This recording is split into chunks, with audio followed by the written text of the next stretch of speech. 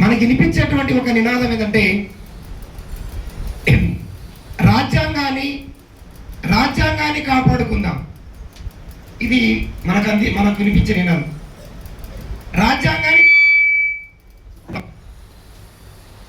రాజ్యాంగాన్ని రక్షించుకుందాం, లౌకికవాదాన్ని రక్షించుకుందాం,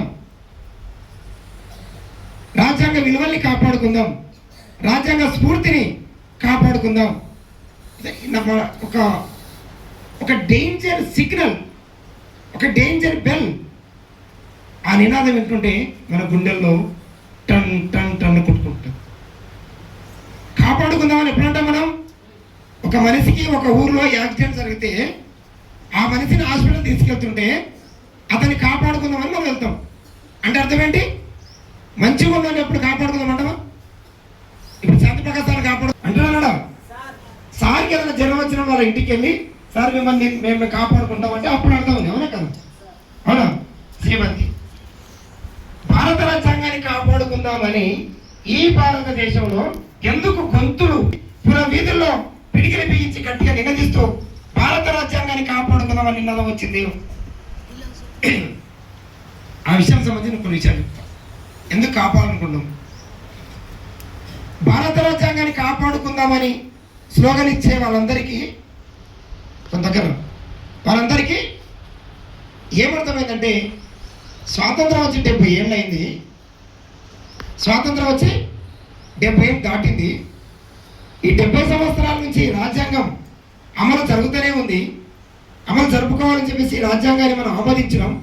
కానీ రాజ్యాంగం ఇంకా అమలు కావట్లేదు. సరేనమాట?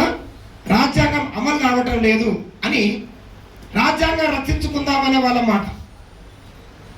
రాజ్యాంగం అమలు కావాలంటే ఏమమ్మటి కావాలా? రాజ్యాంగం అమలు కావాలంటే ఏమమ్మలు కావాలా?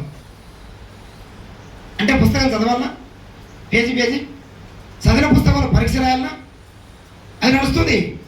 రాజ్యాంగాన్ని చదువుతున్నారు, రాజ్యాంగాన్ని చదివి ఎగ్జామ్ రాసే వాళ్ళు రాస్తున్నారు, ఎగ్జామ్ రాసిన తర్వాత మార్కులు వేసేవారు మార్కులు వేస్తున్నారు, మార్కులు వేసినాక ఐఏఎస్లు ఐపీఎస్లు అవుతున్నారు. అన్నీ జరుగుతున్నాయి.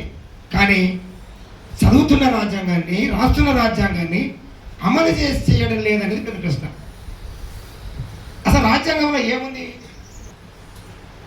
రాజ్యాంగం వచ్చే కంటే ముందు భారతదేశాన్ని బ్రిటిష్ పరిపాలన చేశాడు.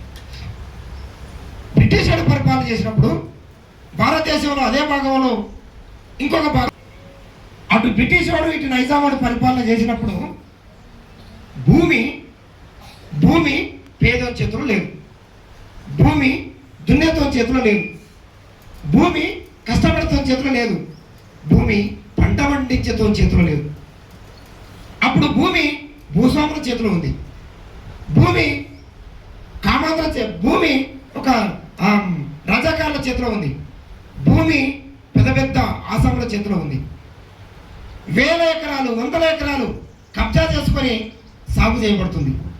ఆ సాగు చేయబడుతున్న భూమిలో రైతు మనోడు, కూలి మన అమ్మ, మన అవ్వ, మన తాత, దాంట్లో పనిచేస్తున్నటువంటి దున్నుతున్నటువంటి ఎద్దులు మన ఇంటివి, ఆ గడెం మనది, అక్కడ బొట్టు రాలుతున్న చెమట చుక్క మన తాతది, మన అవ్వది. మన చెమట పట్టుతోటి పంట పండిస్తే ఆ పంట మొత్తం దొరగారింటికి వెళ్తుంది, ఆ పంట మొత్తం భూస్వామిటికి వెళ్తుంది.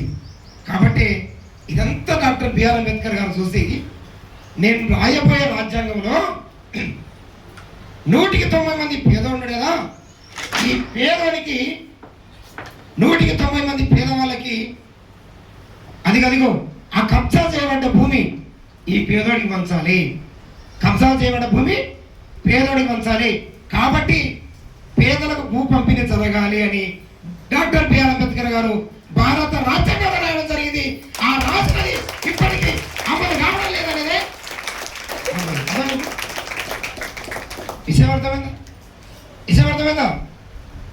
డాక్టర్ బిఆర్ అంబేద్కర్ గారు ఎకరా భూమి లేనోనికి భూమి అని ఏదైతే చెప్పిండో, ఈ భూమి నీవు పుట్టినప్పుడు మీ అమ్మ కడుపులో నుంచి నువ్వు మాత్రమే పుట్టిన భూమిని తీసుకొని రాలేదు.